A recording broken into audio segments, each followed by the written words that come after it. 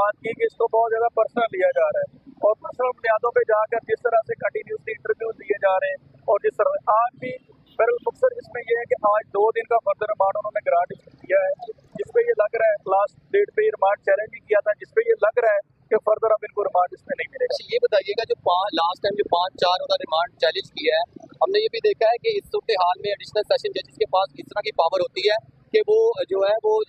उसको कलअदम भी करार दे सकते हैं, उसकी सूरत हाल क्या है? अभी उसमें थोड़ी देर में वो वहाँ पे भी अपना मौक़िफ़ जो है वो FIA की लीगल टीम पेश करेगी। आज जहाँ पे भी अदालत में आपने देखा कि उनकी लीगल टीम पेश हुई थी, उसका मकसद ये है कि अदालत ने last time district and session court ने जुडिशल मजिस्ट्रेट से और NCCA से रिटन रिप्लाई जो है इस हवाले से मांगा था कि ये जो इलीगल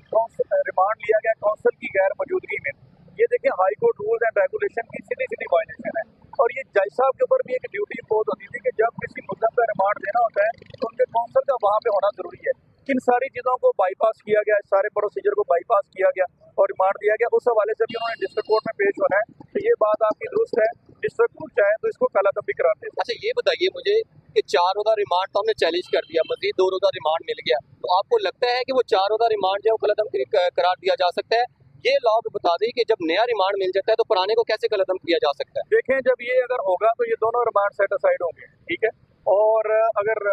नहीं होता तो फिर उसमें दोनों ही नहीं होंगे।